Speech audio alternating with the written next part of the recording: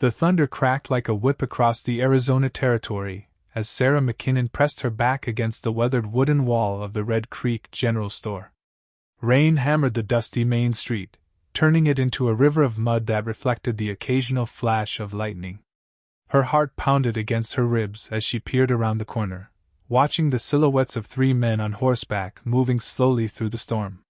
"She's here somewhere, boys," called out a gruff voice that cut through the rain. "That McKinnon woman can't hide forever." Sarah's calloused fingers tightened around the handle of her Colt revolver. 5 years. 5 long years of running, sleeping with one eye open, never staying in one place longer than a few weeks. And now she was back in the very town that had branded her an outlaw, the place where everything had gone wrong. The riders moved past, their horses' hooves splashing through the muddy street. Sarah waited until their voices faded into the storm before stepping out from her hiding spot. She pulled her worn leather coat tighter around her shoulders and made her way toward the edge of town, where the old cemetery sat on a small hill overlooking Red Creek. The wrought iron gates of the cemetery creaked in the wind as Sarah pushed them open. She had memorized this path years ago, but tonight everything looked different in the storm. The headstones cast eerie shadows in the lightning flashes, and the old oak trees groaned under the weight of the wind. Sarah reached into her saddlebag and withdrew a kerosene lamp. Her hands shook slightly as she struck a match, the small flame dancing in the wind before catching the wick. The warm glow pushed back the darkness, revealing the weathered granite headstone she had come to find. Thomas McKinnon. Beloved husband. 1845 to 1878, taken by outlaws. Sarah knelt in the mud, her breath forming small clouds in the cold night air.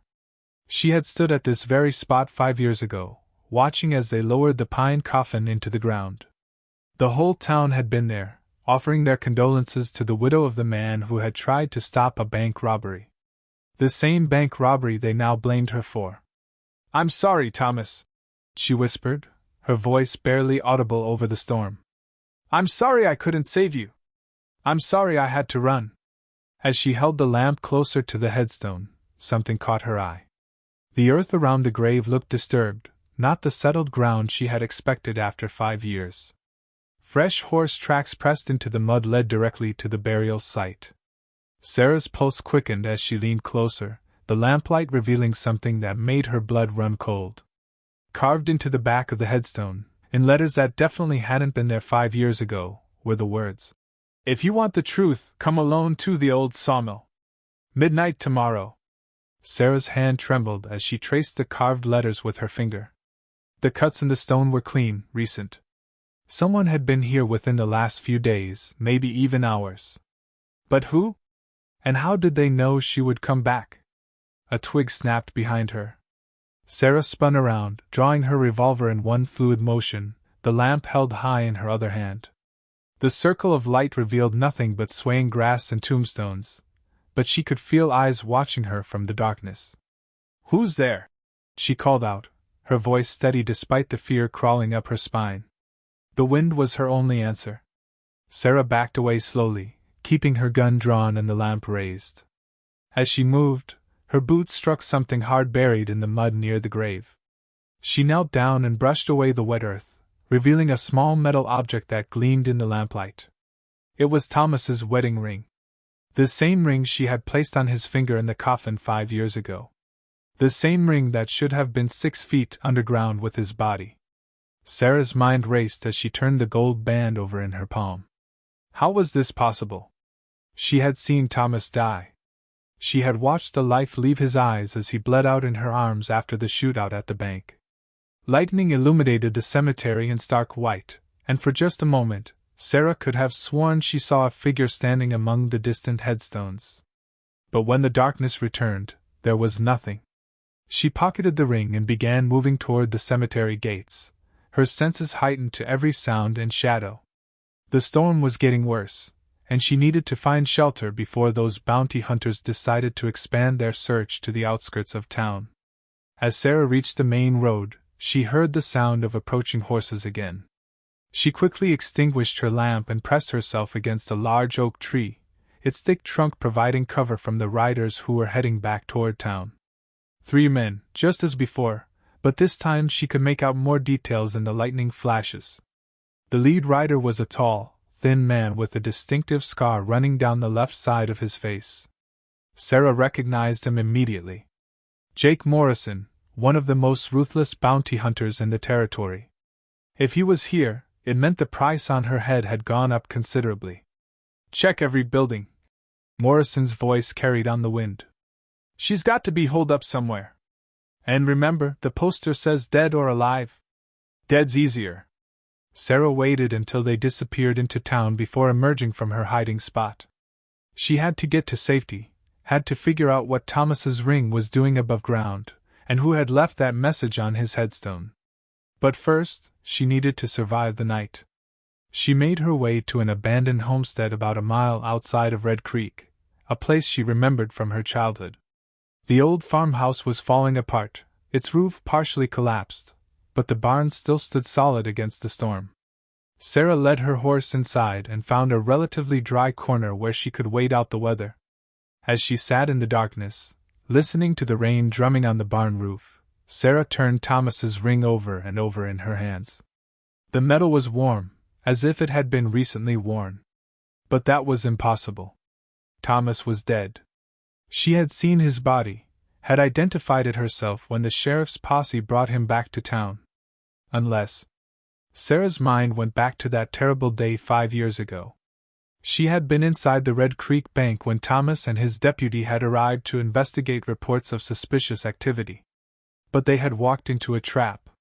The real bank robbers had been waiting, and in the chaos that followed, shots were fired. Thomas had gone down, bleeding from what looked like a fatal chest wound. But Sarah had been forced to flee before she could check if he was truly dead. The townspeople, in their panic and confusion, had assumed she was part of the robbery. By the time she realized what was happening, it was too late. The story had already spread that Sarah McKinnon, the banker's wife, had conspired with outlaws to rob her own husband's bank. Now, 5 years later, she was beginning to wonder if everything she thought she knew about that day was wrong. The storm began to subside as dawn approached, and Sarah knew she had to make a decision. She could leave Red Creek forever, continue running for the rest of her life. Or she could stay and find out the truth about what really happened to Thomas, regardless of the danger. She looked at the ring one more time, and in that moment she knew she couldn't leave. Not until she understood how Thomas's wedding ring had found its way out of his grave, and who was expecting to meet her at the old sawmill tomorrow night. Sarah McKinnon had spent 5 years as a fugitive. Now it was time to become a detective. As the first rays of sunlight began to filter through the gaps in the barn walls, Sarah started planning her next move. She would need supplies, information, and most importantly, she would need to stay one step ahead of Jake Morrison and his men. The old sawmill was on the far side of town, near the river. It had been abandoned for years, making it the perfect place for a secret meeting. But it was also the perfect place for an ambush. Sarah checked her revolver, making sure it was fully loaded. Whatever waited for her at that sawmill, she would be ready. The truth about Thomas's death had remained buried for 5 years. Tomorrow night, she would finally dig it up. The question was, would she live long enough to understand what she found? The sun climbed higher over Red Creek as Sarah made her way carefully through the back alleys of town, keeping to the shadows cast by the false-fronted buildings. She had spent the morning hours planning her approach, studying the movements of Morrison's men from her hiding spot in the abandoned barn. They were methodical, professional, checking every saloon, boarding house, and stable in their systematic search. But they were looking for a desperate woman on the run. They weren't expecting someone who knew this town better than they did, someone who had grown up playing in these very alleys and knew every hiding place, every back door, every loose board that could provide an escape route. Sarah's first stop was the barber shop owned by old Pete Hernandez, a man who had cut Thomas's hair for 15 years and who had never believed the stories about her involvement in the bank robbery. Pete had always been discreet, and more importantly, he heard everything that happened in Red Creek. If anyone knew about strange happenings around Thomas's grave, it would be Pete. She slipped through the rear entrance of the shop just as Pete was sweeping hair clippings from his previous customer. The elderly Mexican man looked up, his weathered face breaking into a mixture of surprise and concern when he recognized her. "Dios mío, Sarah," he whispered, quickly moving to lock the front door and pulled down the shade. "What are you doing here? Morrison and his men are turning this town upside down looking for you." "I know, Pete. But I need your help." Sarah removed Thomas's wedding ring from her pocket and placed it on the small wooden table next to Pete's shaving supplies. "Have you seen anything unusual at the cemetery recently? Anyone visiting Thomas's grave?" Pete picked up the ring, his eyes widening as he recognized it. His hands began to tremble slightly as he turned the gold band over in his palm.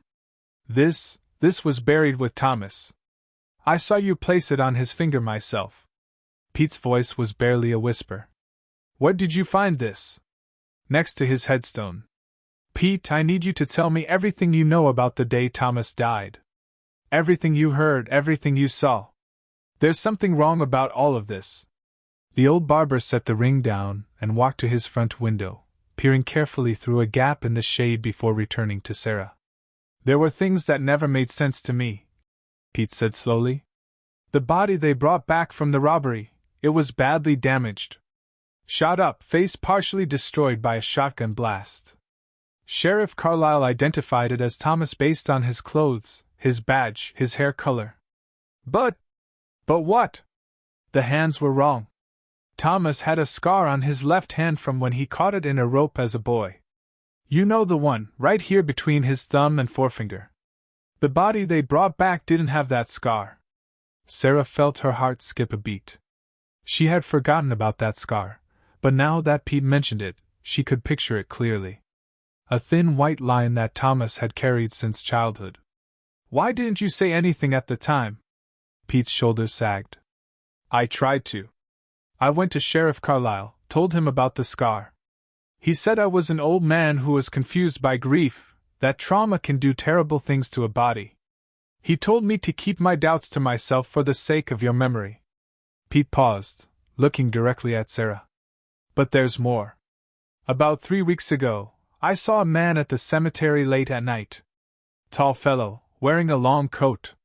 I was walking home from the cantina when I saw a light moving between the headstones. By the time I got closer, he was gone, but I could see fresh dirt around Thomas's grave." "Did you recognize the man?" "It was too dark, and I'd had a few drinks. But there was something familiar about the way he walked, the shape of his shoulders." Pete shook his head. "I told myself I was imagining things." Sarah pocketed the ring and moved toward the back door. "Pete, if anyone asks, you never saw me." "Sarah, wait." The old barber grabbed her arm gently. "There's something else. Yesterday, a stranger came into the shop. Well-dressed man, spoke like he had education. He asked me about Thomas, about the day he died, about you. Said he was writing a story for a newspaper back east about frontier justice. But the questions he asked, they weren't the kind a newspaper man would ask." "What kind of questions?" "He wanted to know if I thought Thomas's body looked right when they brought it back. He asked about Thomas's habits, his mannerisms, whether he had any distinctive features. And he paid me $20 just for talking to him." Sarah felt a chill run down her spine. "What did this man look like?" "About 6 feet tall, brown hair going gray at the temples, clean-shaven. Had a small scar on his chin, right here." Pete touched his own chin to demonstrate. "And his eyes, pale blue eyes that seemed to look right through you." The description meant nothing to Sarah, but the timing was too coincidental to ignore. Someone was asking questions about Thomas just days before she arrived in town, and now there was a message waiting for her at his grave. "I have to go, Pete." "Thank you." "Be careful, Mija. Whatever's happening here, it's bigger than just bounty hunters looking for reward money." Sarah slipped out the back door and made her way through the maze of alleys toward her next destination, the Red Creek Bank. She needed to see the scene of the original robbery, to walk through those moments 5 years ago and try to understand what really happened. The bank sat on Main Street, its brick facade recently repainted and its windows gleaming in the afternoon sun. Sarah positioned herself across the street, crouched behind a water trough, and studied the building. She could see everything from this angle: the front entrance, the side alley where she had tied her horse that day, the back door that the robbers had used to escape. As Sarah watched, the memories came flooding back with painful clarity. She had been inside the bank that morning, meeting with her husband's business partner about a loan for expanding Thomas's small ranch.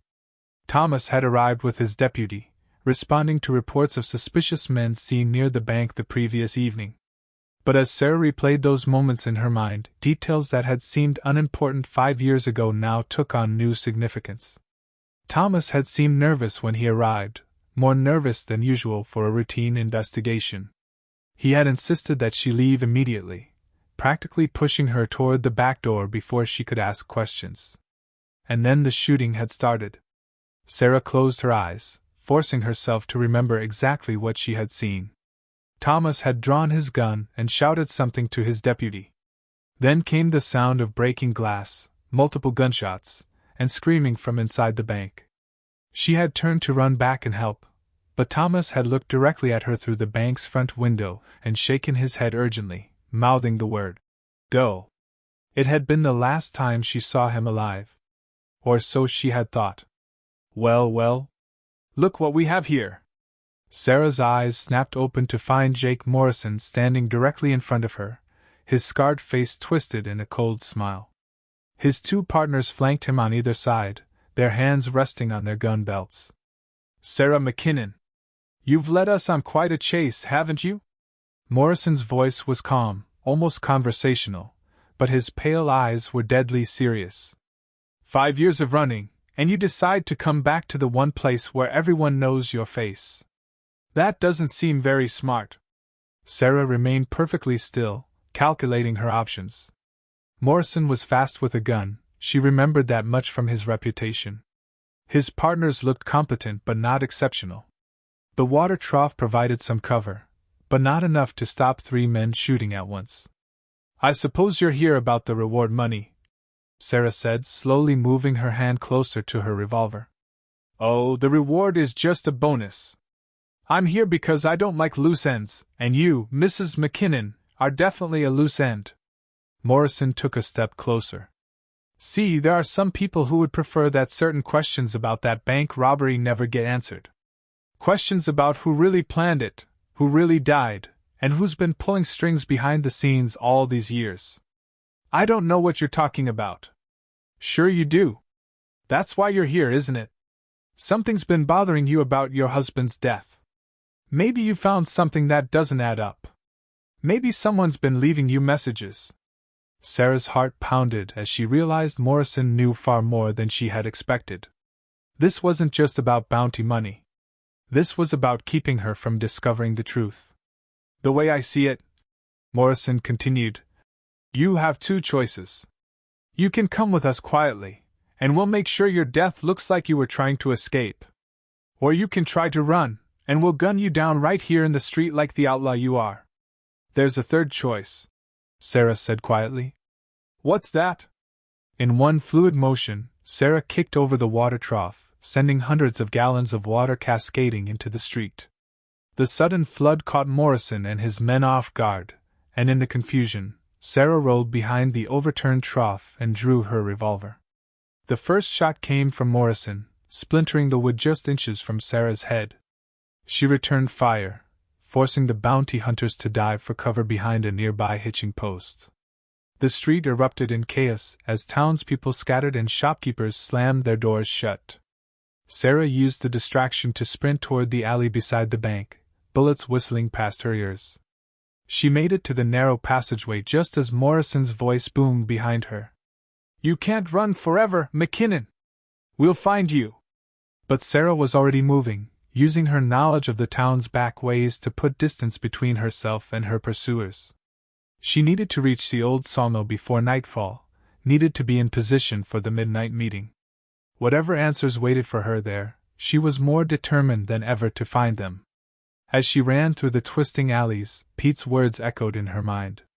The stranger with the pale blue eyes, the questions about Thomas's body, the timing of everything. Someone had been orchestrating events, bringing her back to Red Creek for a purpose she didn't yet understand.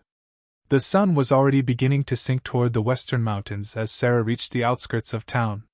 The old sawmill sat by the river, its massive wheels silent and still after years of abandonment. She would have to wait until darkness fell before approaching, but she could use the remaining daylight to scout the area and make sure she wasn't walking into a trap. As Sarah found a hiding spot in the thick cottonwoods along the riverbank, she pulled out Thomas's wedding ring one more time. The metal caught the last rays of sunlight, and for a moment she could almost hear his voice calling her name. Tonight she would finally learn the truth about what happened 5 years ago. The question was whether she would live long enough to do anything about it.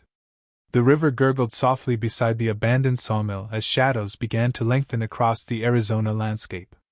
Somewhere in the distance, a coyote howled, and Sarah McKinnon settled in to wait for midnight, her hand steady on her gun and her heart full of questions that demanded answers. Whatever waited for her in the darkness of the old sawmill, she would face it head-on. She had spent 5 years running from the truth. Tonight, the truth would finally catch up with her.